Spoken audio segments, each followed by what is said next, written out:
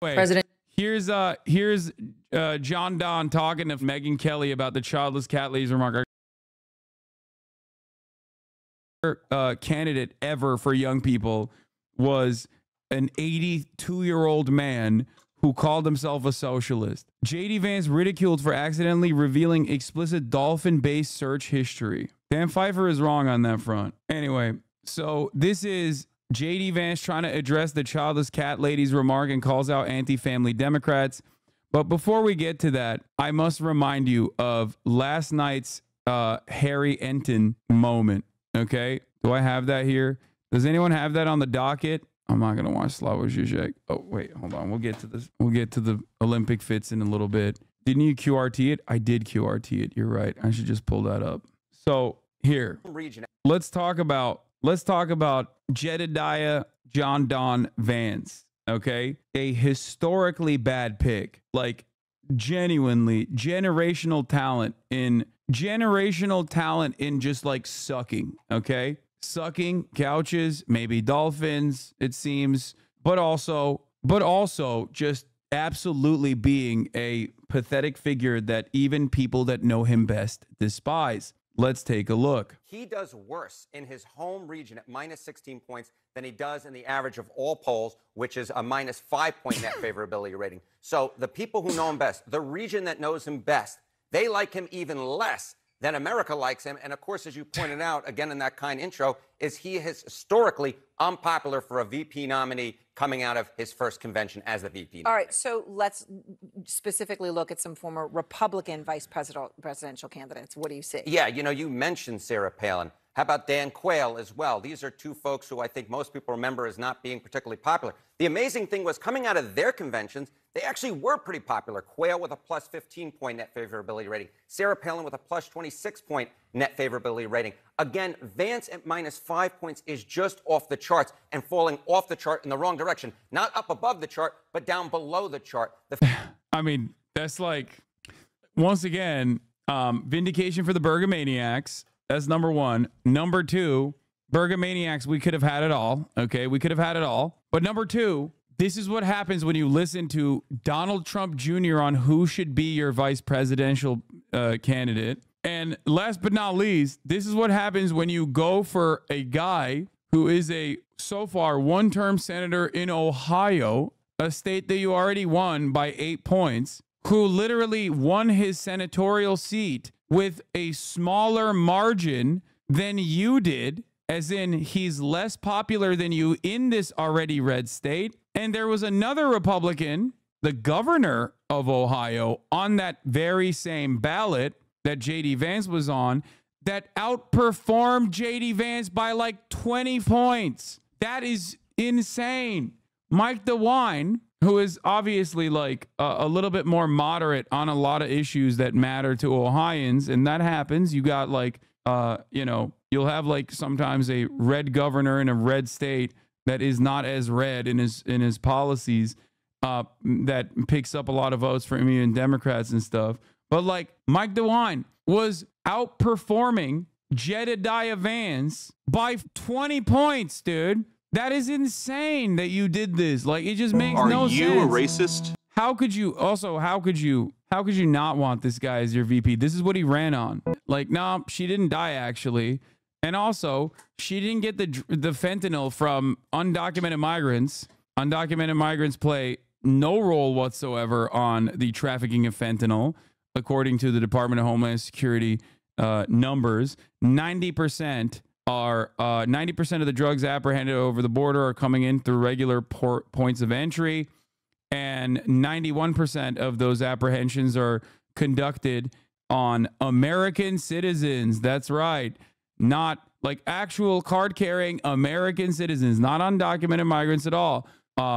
J.D. Vance's mother also was a nurse who was stealing prescription opioids from her own patients.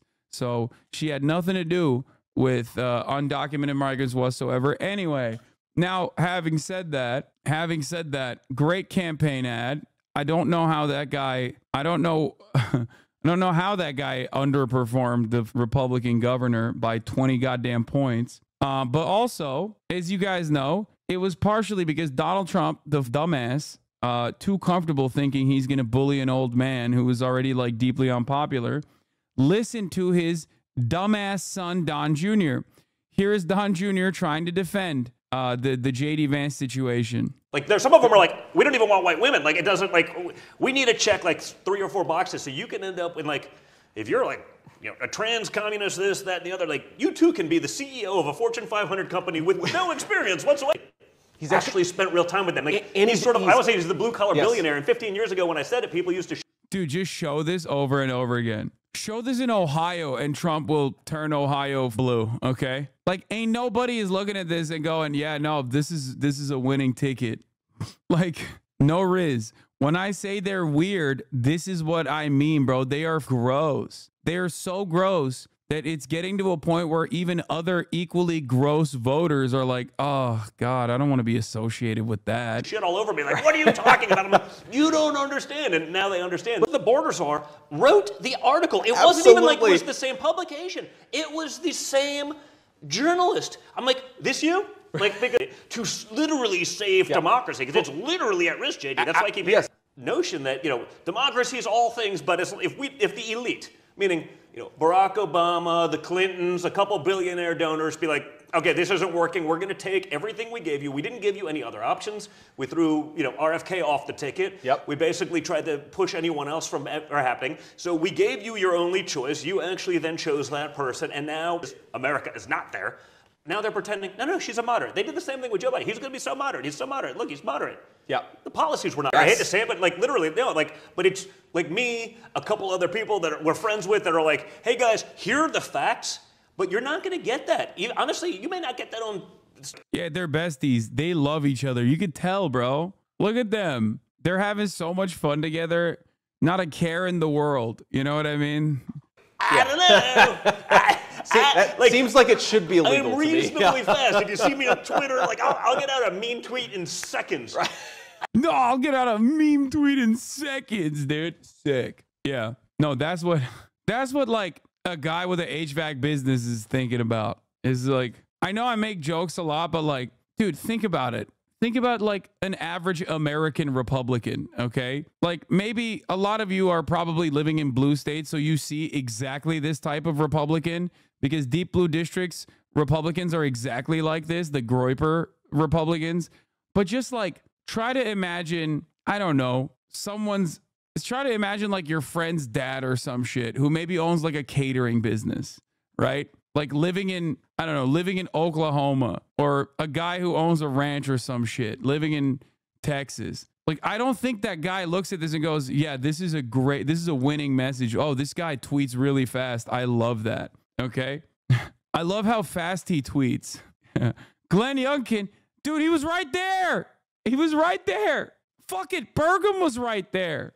Like, it's just so dumb.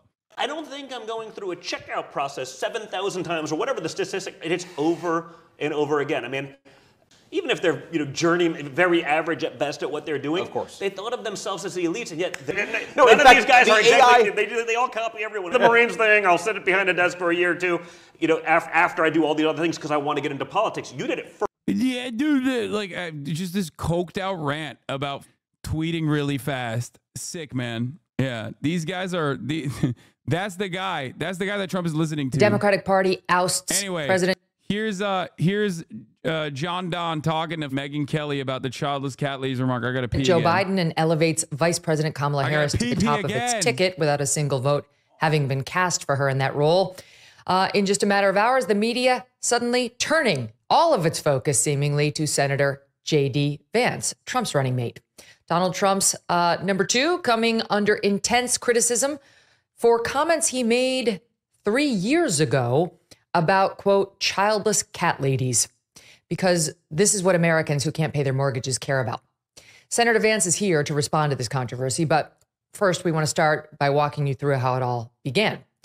Going back now to July 2021, Mr. Vance had just launched his campaign for senator in the great state of Ohio, and he gave a speech to a conservative organization called the Intercollegiate Studies Institute.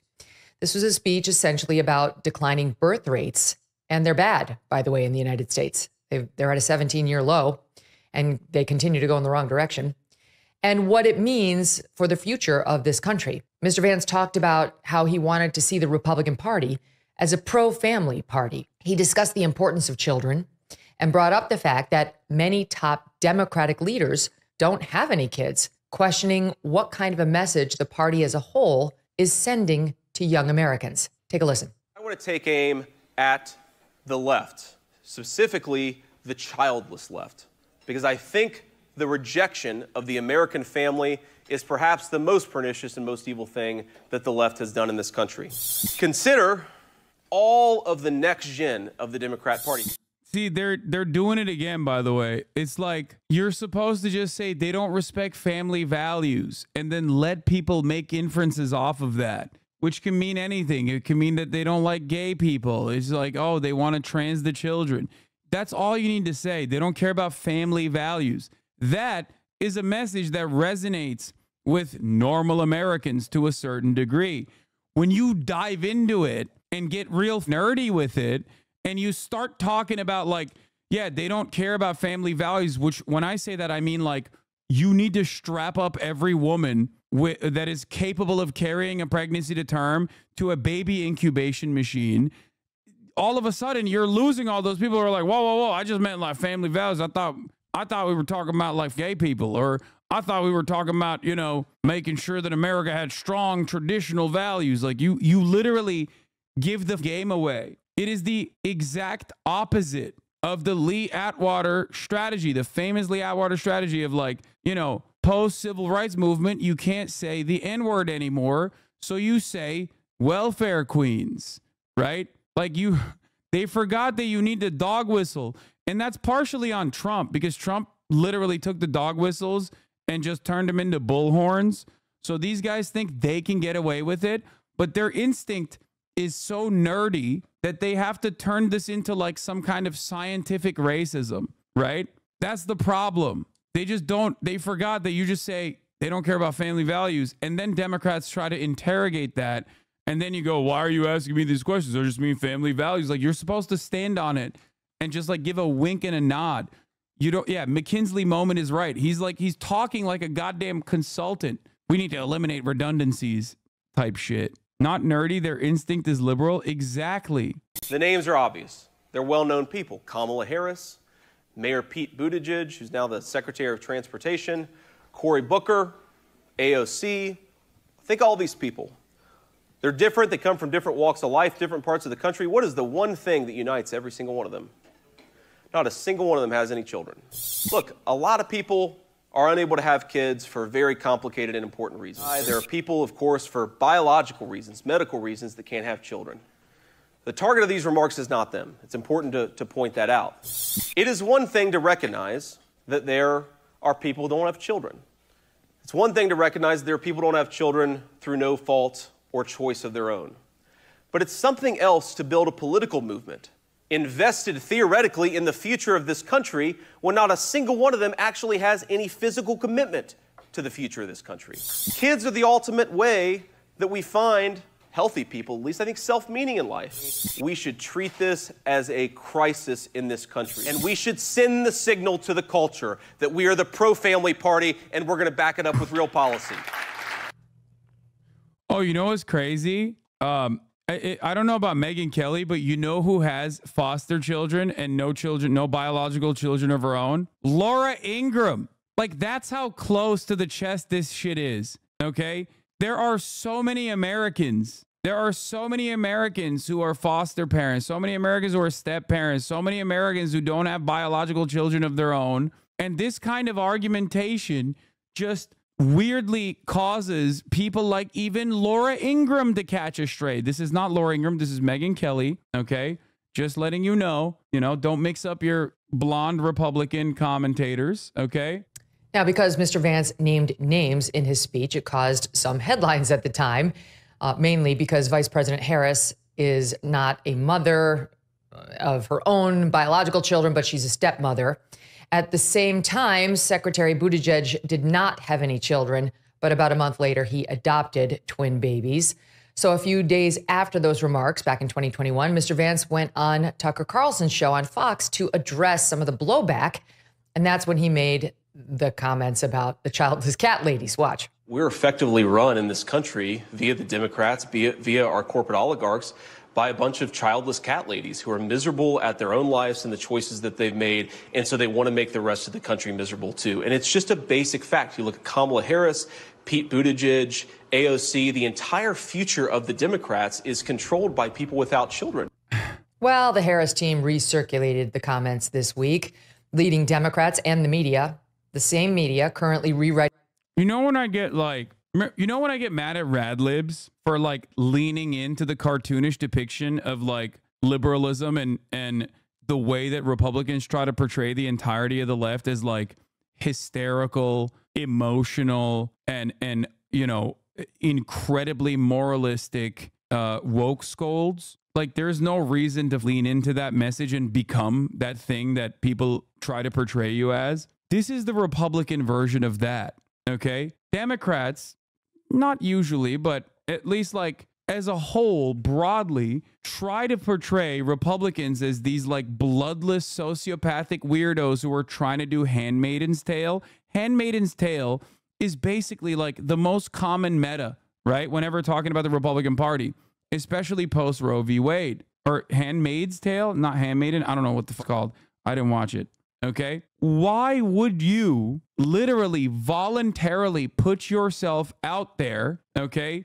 And be like, no, I do want to do Handmaid's Tale. It's a book it's okay. It's a book. It's a TV show. I didn't watch either. I didn't read it. Shut up. My point is, in popular culture, Democrats will always post those images to be like, this is what the future Republicans want. It's ironic that JD Vance was like, no, that is the future that we want. And here's how we get there.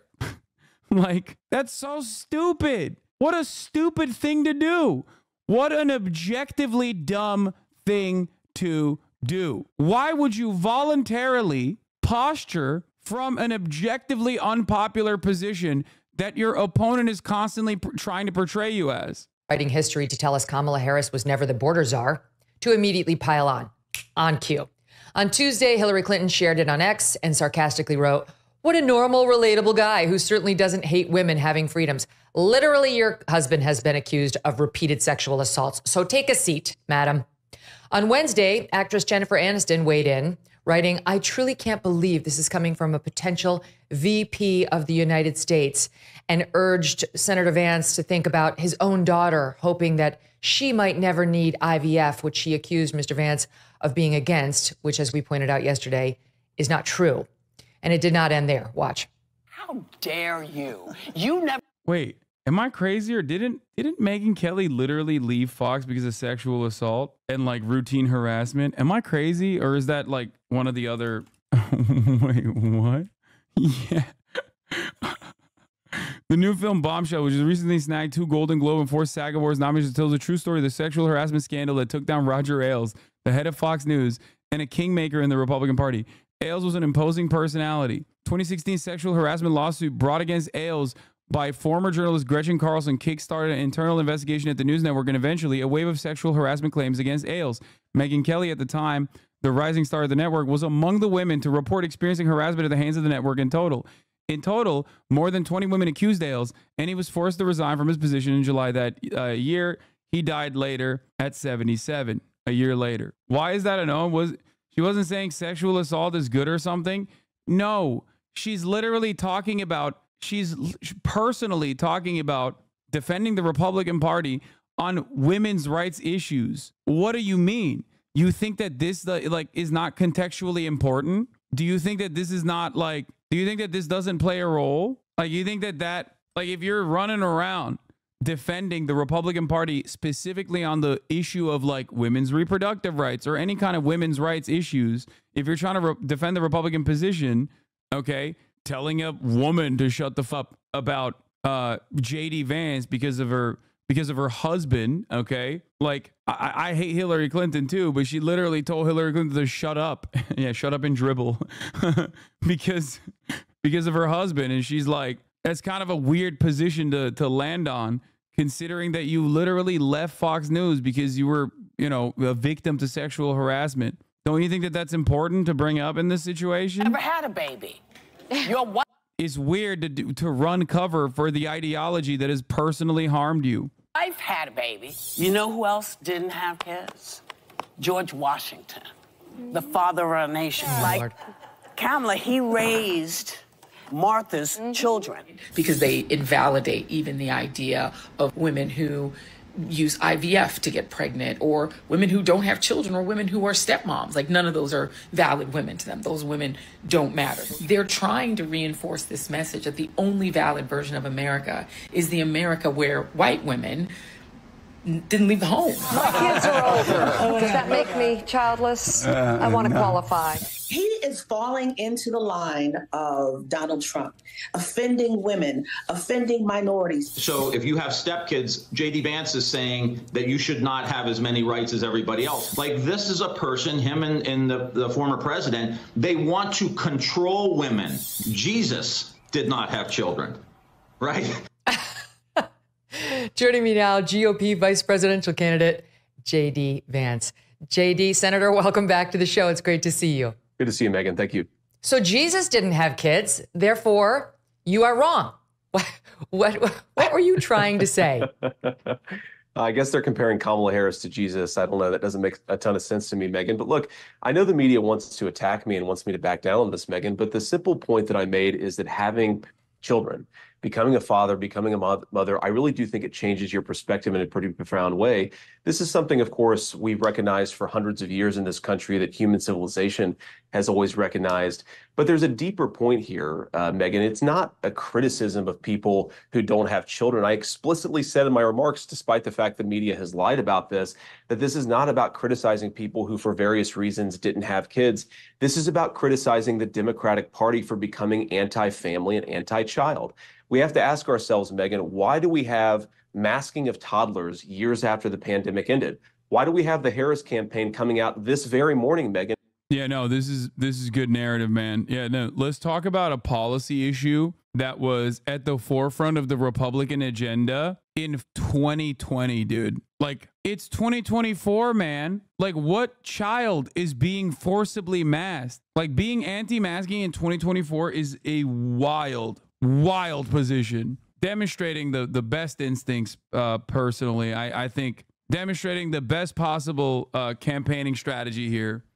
And saying that we should not have the child tax credit, which lowers tax rates for parents of young children. It's because they have become anti-family and anti-kid. And I'm proud to stand up for parents. And I hope that parents out there recognize that I'm a guy who wants to fight for you. I want to fight for your interests. Yeah, no, that's definitely how you came across as. Also, wait, is he saying he's pro-child tax credits? Wait, what? Has lied about this, that this is not about criticizing people who, for various reasons, didn't have kids. This is about criticizing the Democratic Party for becoming anti-family and anti-child. We have to ask ourselves, Megyn, why do we have masking of toddlers years after the pandemic ended? Why do we have the Harris campaign coming out this very morning, Megyn, and saying that we should not have the child tax credit, which... Wait, what? Wait, why is he saying that the Democratic Party is that even true? Wait, what? That's just a genuine lie, right? What the? Yeah, Axios on Harris's agenda: $2 trillion for universal pre-K education, elderly care, and child care improvements. Wants to raise the corporate tax rate. Revival of child tax credit expansion, based on our efforts in the administration and the Senate. And the guy who's saying that right now has said two different things. One, I believe he voted against it. And two, not only did he vote against it, if I'm not mistaken, I got to look it up. Hold on. The expansion of child tax credits. But also he has literally said things such as like universal pre-K is weird. Like, that's just like universal pre-K is like a bad idea. And it's like, yeah, here it is. Good news. Child tax credit bill is headed to the Senate. While POTUS and I continue to fight for the full expanded child tax credit, this bill should be passed quickly. President Biden is ready to sign it into law. That was in February. Okay. Like, that would be very odd if she is against child tax credits when she's advocated for it. The Harris campaign came out against taxes for Americans with children. Remember this in November.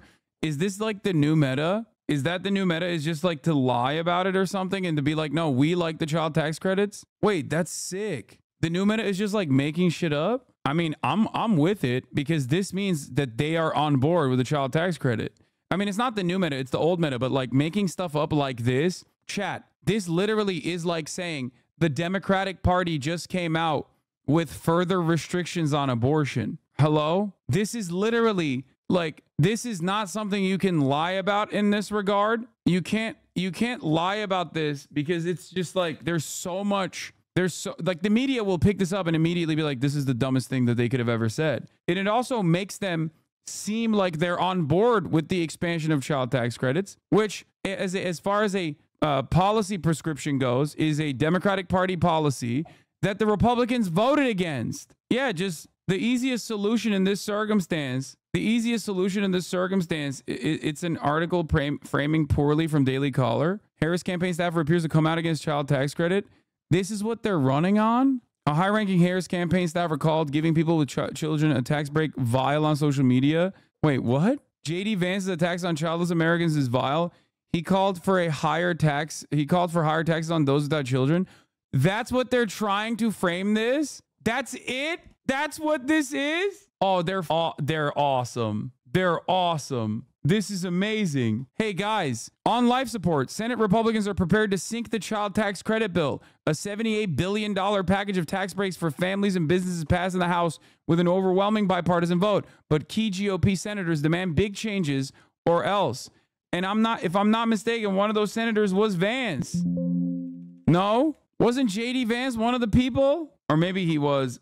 He supports it per roll call. Okay, never mind. GOP vice presidential pick has diverse record on tax spending according to roll call, mass mandate, diversity initiatives, campus protest, tax bills.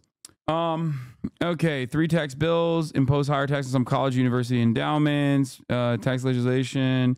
Vance also co-sponsored a bill introduced would disqualify auto manufacturers, co-sponsored a measure with White House that would eliminate the ability for shareholders to delay. Vance also supported traditional business-friendly Megyn Hasan, restore full upfront deductions and fine in investments and R&D. Where's the child tax credit? Further ado, joining us now, Marine.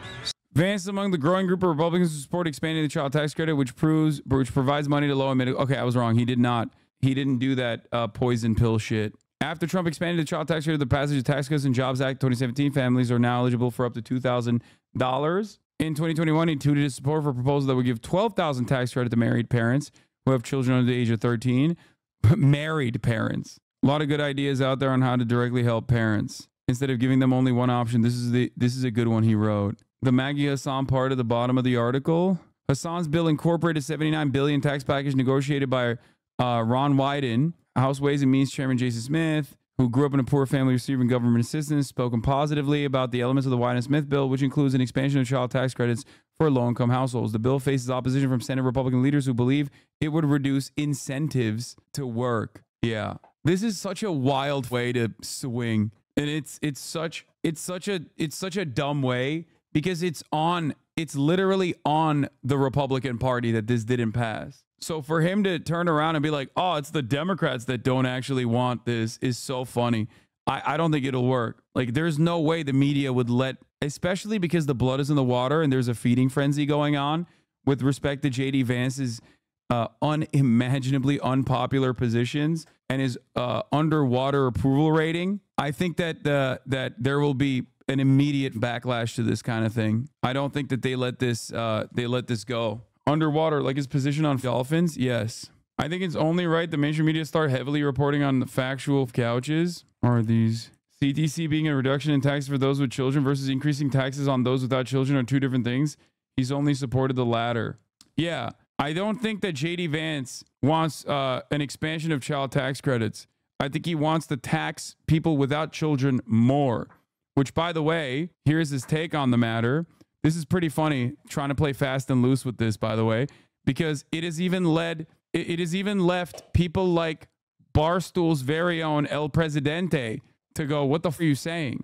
Simple, and I'll go back to something I said earlier about we need to reward the things that we think are good and punish the things that we think are bad. So you talk about tax policy. Let's tax the things that are bad and not tax the things that are good. If you're making $100,000, $400,000 a year, and you've got 3 kids, you should pay a different, lower tax rate than if you're making the same amount of money and you don't have any kids. It's that simple. I totally agree. Yeah, go back to something I said earlier about you tax the things that are here. This is idiotic. You want me to pay more taxes to take care of other people's kids? We sure this dude is a Republican? Sounds like a moron. If you can't afford a big family, don't have a ton of kids. Now, obviously, this is a very reactionary way to look at what JD Vance is saying, but I'll allow it. Americans are so goddamn brain broken in terms of like additional taxes, but like trying to do it. Okay, guys, chill out. Trying to advocate JD Vance's attacks on childless Americans is even vile. He called for higher taxes on those without children. This is exactly like the child tax credit. JD Vance, actually, you get less money if you're a single parent. Also, Vance opposed the American Rescue Plan, which expanded the child tax credit. Yeah. He voiced support for the Missouri Senator Josh Hawley's 2021 plan to expand the child tax credit, which included a marriage bonus and catered to two-parent single-income households. Millions of working people want to start a family and would like to care for their children at home, but current policies do not respect these preferences, Hawley said when the bill was introduced. Also, I don't know if you guys know this, but childless Americans already pay higher taxes than Americans with children. You want to know why? Because you don't have dependents.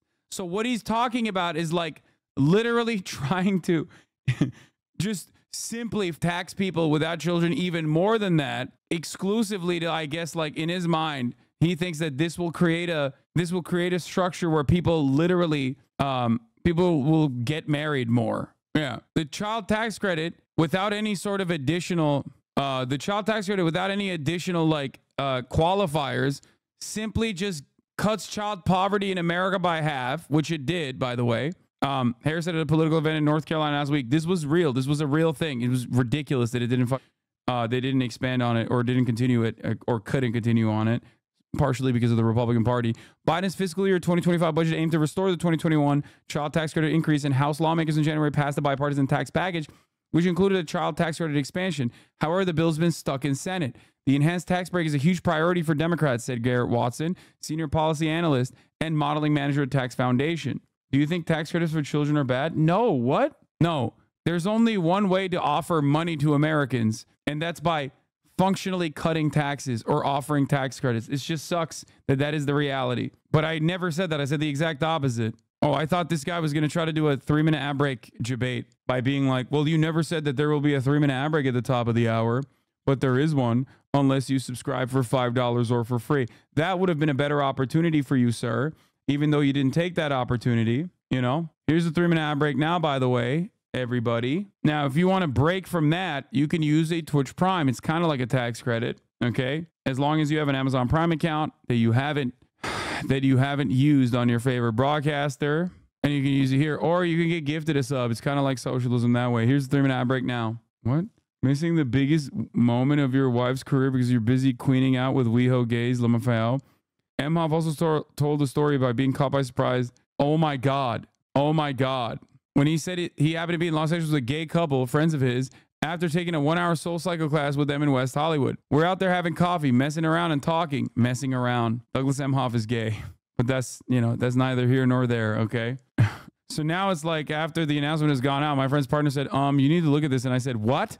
What the friend was holding up was Biden's letter to the country announcing he was dropping out. Of course, I didn't have my phone, so I ran and got into our car. And of course, my phone is just on fire. And it's basically call Kamala from everyone. Emhoff said. And of course, the first thing she said was, where the were you? I need you. Where the were you? I need you. Once again, Haas with the buy erasure. True. How aggressive is the sex Paulo, Pelosi, and Doug have? You mean David the Pee-Pee? Why are we pretending like he didn't speak to Kamala to tell her he was dropping out beforehand? Hello? Have you seen Biden? I don't think he told Kamala Harris beforehand that he was dropping out. Like maybe moments before, maybe literally moments before the tweet was dropped on the timeline. Brother, there was like 8 people in total in the country that knew he was dropping out. He told his staffers the night before that they're full steam ahead, Captain. Okay? New York Times reported he told Kamala that morning. Yeah, see? No, after the letter was released, he was pissed. Yeah.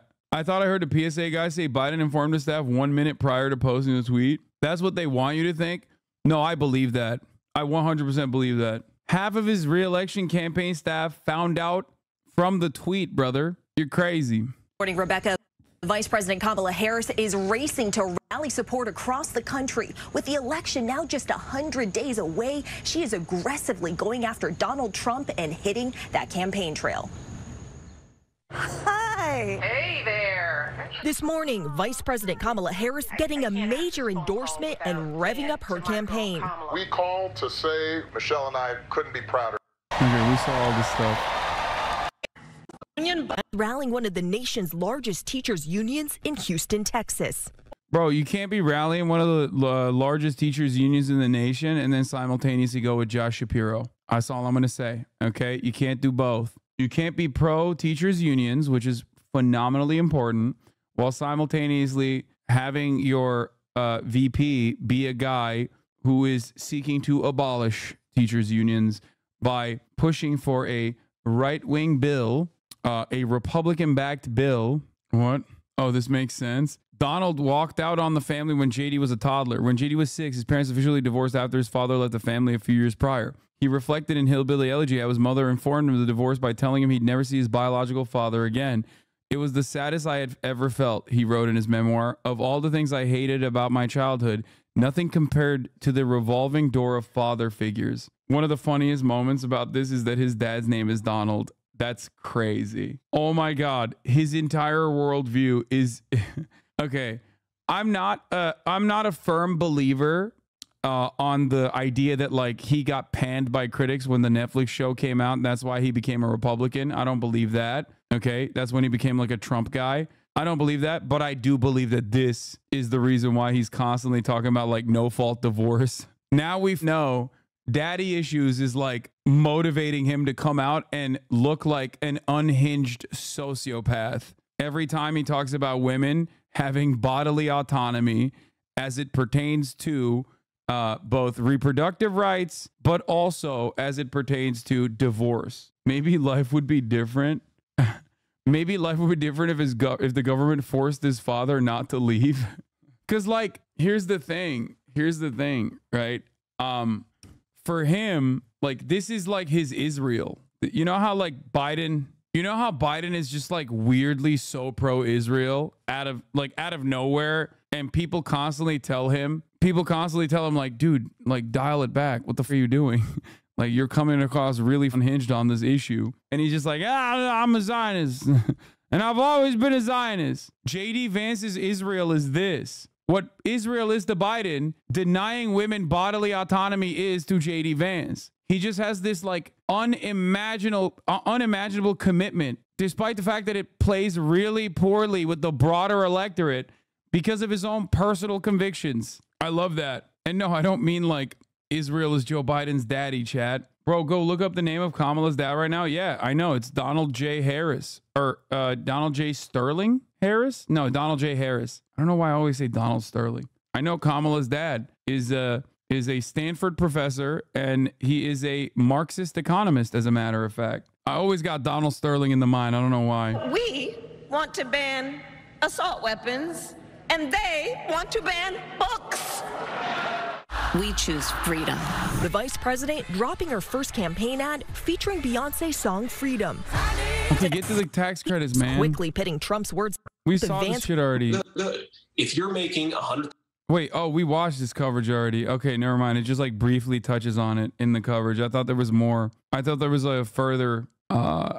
Further coverage on it. Okay. Oh, Lindsey Graham, that's a really funny one. All right, let's continue. Lowers tax rates for parents of young children. It's because they have become anti-family and anti-kid. And I'm proud to stand up for parents. And I hope that parents out there recognize that I'm a guy who wants to fight for you. I want to fight for your interests. I want to fight for your stake in the country. And that is what this is fundamentally about. The Democrats in the past 5-10 years, Megyn, they have become anti-family. It's built into their policy. It's built into the way they talk about parents and children. And it's time that we called that out. I don't think we should back down from it, Megyn. I think we should be honest about the problem. Here's what's crazy. It's not just Senator J.D. Vance, Republican and running mate to Donald Trump, saying that. That's awesome. He's doubling down on it. That's great, man. He's doubling. He's like, every time I say family values, understand that I think women should be cows that are bred. I need you guys to associate what is like a commonplace Republican position with a policy position that you definitely think is weird and gross. Let's be honest, though. A good policy would be to offer tax incentives to people with kids. Just don't penalize people for not having kids. Wow. If only there was that exact same policy. Maybe like I'm thinking like a child tax credit, like that. I feel like that would gut childhood poverty by half. If only there was a bipartisan tax bill that passed through the House of Representatives that was being held up in the Senate by the Republican Party that did just that. That's kind of what we've been talking about. Chatter, you might have came in late, but that is what the Democratic Party is actively running on. And JD Vance here is just being like, Kamala Harris doesn't want this thing that she keeps putting at the forefront of her campaign message for the past 70 hours that she's been campaigning.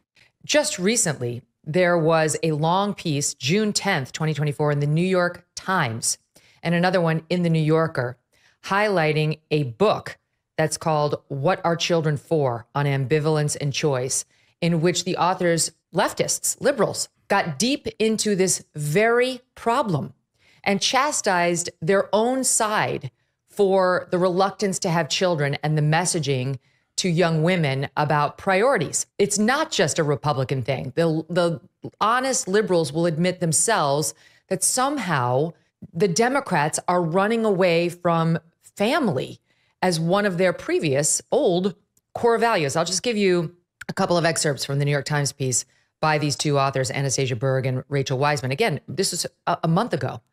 They write, for progressives, waiting to have children has become a kind of ethical imperative. They go on to say, the success narratives of modern liberal life leave little room for having a family. They say this is not just a recipe for unhappiness. It also reflects a deep confusion. And they go on to write as follows. The question of children ultimately transcends politics. In deciding whether to have them, we confront a philosophical challenge. Is life, however imperfect and however challenging, however fraught with political disagreement and disaster, worth living? So this is not, and I could go on. I mean, the New Yorker piece had the similar point. We've seen it from AOC. We've seen it from the hardcore environmentalists on the left in particular, urging people not to have children because they don't see a future for the country or the world. Yeah, Megyn, and I think it's profoundly weird and dangerous rhetoric. As you know, I think most parents would say professional achievements, whether you're a mom or a dad, all that stuff eventually fades away. The thing that you're most proud of is having kids, what your kids do, the relationship that you have with your family. That is what I think brings the most meaning to life is family, not all these weird little accomplishments and degrees and everything else, right? It's family that really brings the most meaning to our lives. And Megyn, this comment that I made was actually motivated in part by a conversation I had with my wife, where, you know, she at the time had 2 babies. We hadn't yet had a third. And she was talking about how she felt this incredible professional pressure to not have kids because it set back her professional advancement. And what a weird society that we've set up where moms who want to work, the thought that a lot of them are having is, I can't have more babies because it's going to be bad for my career. How about we make the workplace more accommodating to working moms and working dads so that we can promote a real culture of life? You started your monologue, Megyn, talking about how we have the lowest birth rate and basically in our history in this country. What our young moms and dads are telling us is they don't feel comfortable in this society bringing new life into the world. That is a catastrophe. Hi, I'm new here. Are a Democrat or Republican? You mean this guy? You think the way he's talking about this issue, you think like he might literally be a liberal, right? Except he has all of the worst liberal instincts in terms of like, one, recognizing the underlying problems, but then simultaneously approaching it with the most technocratic solution that is also weirdly right-wing, okay? I think chatter means you. Oh, I'm neither. Catastrophic problem. And it's interesting when I raise this issue about we don't have enough babies, a lot of liberals and a lot of people on the left will say, well, we can just replace American children with immigrants. That's not what people are saying at all. It's because it's far too costly to have children. People just can't do it because surviving on a single income household, surviving as a single income household is almost impossible. Okay, that's number one. And number two, like the child tax credit that the Republican Party, his party, tried to ether, is literally addressing that to a certain degree. What's crazy about this is where Joe Biden and the Democratic Party should be talking about the hypocrisy. Okay, like this is a gift to the Democrats. Okay, this is a perfect gift wrapped. This is a gift to the Democratic Party. Just run this over and over again and be like, this dumbass keeps saying that it's the liberals that want to stop child tax credits. We're running on child tax credits. We have a bill that the Democratic president wants to sign into law that expands child tax credits. We know it's unaffordable to be a parent in this country. We want to fix that problem. And the Republican Party seemingly keeps saying, oh, this will disincentivize workers. This will disincentivize workers. That's what the Republicans in the Senate are saying. That's his caucus. Go take it up with them, dumbass. What do you mean? That's what's so crazy about this.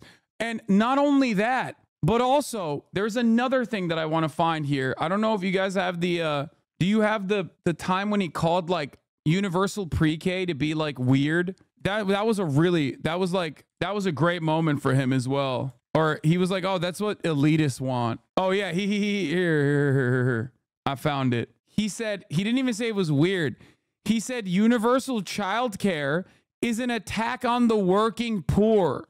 Universal child care is a massive subsidy to the lifestyle preferences of the affluent over the preferences of the middle and working class. Using a chart from the National Marriage Project at the University of Virginia, Wilcox actually raised some interesting points about the effects of separation from parents at a young age on the kid's development. The data he cites from American Compass, a conservative think tank, shows that people without a 4-year degree would prefer a situation where one parent works full-time and one parent provides childcare in the home.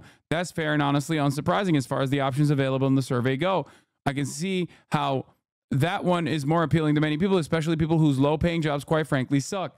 Except the reality is that if they were to adopt child tax credit expansion and also add universal child care in general, okay, why the fuck would the working poor say no to that? It's just not an option for them in that poll that he's using. But the first problem here is that Wilcox isn't just arguing against universal daycare. He's also arguing that Americans without a college degree would rather have direct cash assistance from the government or a wage subsidy that boosts their family's income. That's pretty much exactly what the child tax credit expansion in the American Rescue Plan does. Put cash in the pockets of parents directly every month. It's also an idea every Republican in Congress voted against as part of the full bill. President Joe Biden said in his joint address to Congress on Wednesday that he wants to make that expansion permanent. Vance would prefer a plan like the one from Senator Josh Hawley, offers smaller payments under more constrained conditions as far as policies go as a start, but wouldn't aid nearly as many families on a regular basis as Biden's proposed permanent expansion. So if that's off the table, then how about a wage increase for Americans without a college degree? They make up 78% of minimum wage workers, according to the Bureau of Labor Statistics. And yet, nope, that's off the table too. Biden's proposal to raise the federal minimum wage to $15 an hour, which he touted again Wednesday night, is a non-starter for most Republicans. This is before the Democrats tanked that, by the way, by saying the Senate parliamentarian, when they tried to attach it, to a different bill, the Senate parliamentarian declared it to be a non-starter. And they basically turned around and said, okay, oops, we can't do that. Which is why I was very angry at the Democratic Party at the time, because it was objectively stupid for the Democrats to leave this on the table and not argue on partisan boundaries, but allow the Democratic Party itself to get cooked by bullshit Senate parliamentarian appointed positions. The Heritage Foundation also argued that raising the minimum wage to $15 would come with the corresponding spike in child care costs across the country. So they don't want to fix the problem is what I mean. Tax credits, to some extent, social safety nets don't raise fertility rates.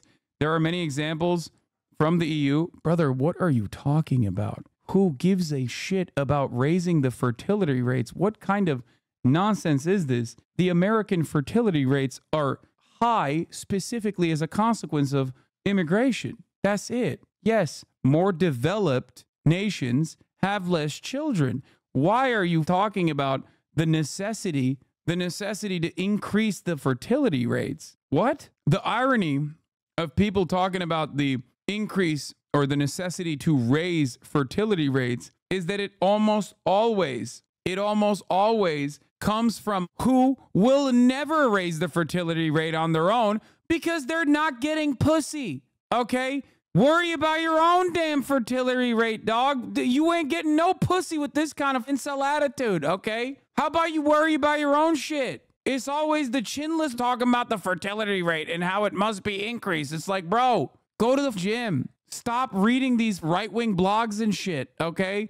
Stop participating in 4chan poll discourse, and then maybe you can raise the fertility rate on your own. Do your goddamn part. What are we talking about, man? It's a U curve, by the way. The highest income earners have higher fertility rates than middle class. Yeah, like Elon or Nick Cannon. That chatter is wrong. Scandies have higher fertility rates because they get more benefits.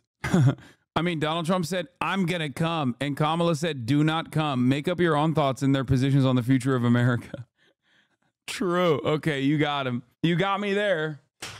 I have no answer for this. You are right. Donald Trump said, I'm going to come. And Kamala Harris said, do not come. Anyway, ultimately, I don't think the average American is thinking about having children as like increasing the birth rates of white people, okay? Like, I don't think that they're predisposed with that sort of thing. I think they're thinking about it like, you know, they want to have kids. They just want to have kids. That's understandable desire. And it's just simply too unaffordable. Like, childcare is too costly. They don't have enough time, right? So any kind of improvement on that front will probably open up more venues for people to have kids.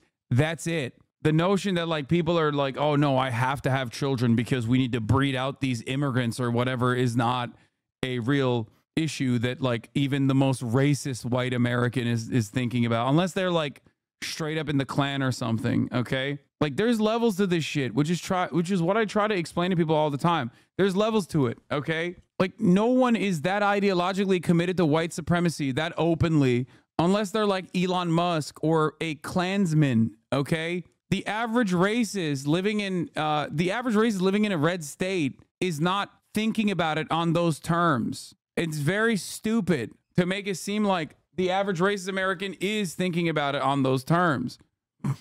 Dude, what is going on with this today? I know this is like a meta. I guess it's a meta on Twitch or something. Everyone keeps going, who rated? Is this a new thing? What's happening? I'm too much of a boomer to understand what's happening here. It's a juicer. You missed the drama. What is it? It's trending on Twitter because someone found a clip of you getting mad at it once. Wait, it is? I'm getting baited? I don't even know. When you had 10K viewers, someone asked who rated and you banned him. That's it? That's what they're trying to make drama out of? That's funny. All right, let's continue with JD Vance. Well, look, there's nothing against immigrants. Bro, these are flailing like the Republican Party, okay? They're flailing like the Republican Party. They're like, oh yeah, let's bring attention. Let's bring attention to something that is like objectively untrue, especially at this moment. You know what I mean? Come back in like a couple months if people are just no longer invested, or come back after the election. You know what I mean? Try again. Obviously, I'm married to the daughter of immigrants, but if your society is not having enough children to replace itself, that is a profoundly dangerous and destabilizing thing. You look across history, that's a real problem. So I just think that we have to say, Megyn, having kids is good. Being a parent changes your perspective on the world. That is not a bad thing to stand up for parents. In fact, it's the best thing. If our politics isn't standing up for parents, then what the hell are we doing, Megyn? All right, I'm giving you the New Yorker. Again, this is the first was from the New York Times. Here's the New Yorker, How Liberals Talk About Children by Jay Caspian Kang. This is from June. This is a month ago. And it ends with the following. He talks about how, this person, Jay, talks about how the messaging from leftists around children is all about their economic value, how much they're going to cost, what kind of a burden they're going to be, as opposed to the goodness they bring into the world and our lives. Oh my God, they're so dumb. Oh my God, that's awesome. That's literally, yes, dude. That is a significant hurdle for average people. What is this like spiritual, holistic attitude, bro? That's the whole point. What do you mean? Wow, I can't believe leftists are talking about the material realities that basically make it impossible to have children if you want to have children, even if you want to have children. Wow. I can't believe that leftists are talking about the economy instead of how sick it would be to nut inside of your wife and just leave it at that. Lives. And the piece ends as follows. We should talk about them as a universal and immutable good. So that's exactly what you did in those remarks, JD, and I understood it completely.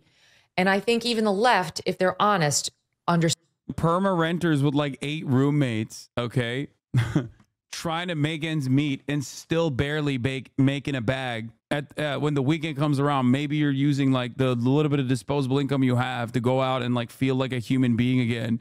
And these guys are out here being like, why don't you just raise your children on good vibes? How does that work? Does everyone have a Sirius XM contract? How the America is gonna make that work? Like, this makes no damn sense.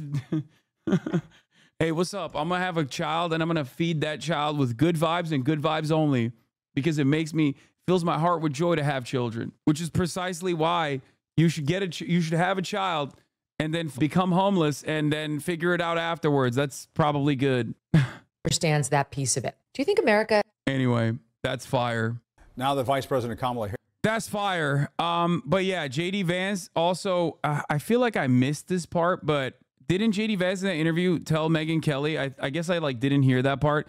Megyn Kelly on childless cat ladies. Obviously, it was a sarcastic comment. I've got nothing against cats. People are focusing so much on the sarcasm and not on the substance. And the substance of what I said, Megyn, I'm sorry, it is true. Doubling down on this theory that childless women are ruining the country while also looking like a gutless flip-flopper by semi-apologizing and also driving more attention to the entire controversy by addressing it. You are watching a master at work, says Ed Indramentum. Okay. There's more I want to mention on this front. Hold on. Where is it? There was another thing that I wanted to talk about, which was, I believe this like the JD Vance take on like taxing those who don't have children more, which they already do get taxed more because they don't have dependents, is so unimaginably stupid. Okay. So unimaginably stupid. Why? Because it's like 30% of the eligible voter base that you are saying you want to tax more as a Republican. Like, that's why, obviously, like Dave Portnoy are gonna be like, what are you saying, dude? Like, as a Republican, you're saying 30% of the voter eligible public could suck shit and get taxed even more than they already do when they already get taxed higher as a consequence of not having dependents. What a stupid idea. How is this man not vetted at all? Anyway, this is also some interesting news. The results are significant coming out of Detroit News, a new poll. In January, the same pollster had Trump leading Biden by 8 points in Michigan, 47 to 39%. The new Michigan poll shows Trump at 41, Harris at 41, and Kennedy at 10. Entirely new race. Trump lost a decent amount. Harris gained a marginal amount, but still an amount nonetheless. And of course, RFK coming in hot with that 10%. Wall Street Journal poll has Harris up in the full field. Trump up 49 to 47 in a two-way, but Harris up 45 to 44 in the full field. Their last poll had Trump up 48 over 42. That's wild. How do I convince my mom not to vote for RFK Jr.? I mean, it's pretty simple. If you're voting for RFK Jr. over regular run-of-the-mill Democrat, insert whoever the Democratic ticket is, you probably are doing so because you just have like kind of kooky ideas about medication. And no, I don't mean just vaccines. I mean like in general medication, right? Medicine, modern medicine to be exact. Because like that's the major difference that RFK Jr. has from the regular run-of-the-mill Democrat. I mean, he's also like an objectively weird dude, but that's the most significant difference is that like he's a conspiracy guy with brainworms. Literally, I mean that literally. I don't mean that as a figurative term of speech. I mean literally he had brainworms and also is anti-modern medicine. So like everything beyond that, he is a regular run-of-the-mill Democrat, down to like the unconditional support for Israel. Like he just basically hits he basically gets the conspiracy crank vote while simultaneously being a Democrat, which is part of the reason why I think he takes away a lot more votes than Donald Trump than he does from the Democratic Party. So I don't know. I feel like it's going to be difficult to move your parents away from voting for RFK because like those are just the cranks. And when there is like a crank meter, when there's a crank magnet like RFK on a ticket, as an independent, cranks love that shit. They think that they're making like a brave anti-establishment choice. Anyway, let's finish off this JD Vance thing with a couple different notes that I wanted to hit. The fact is, he is historically unpopular, like even more this. so than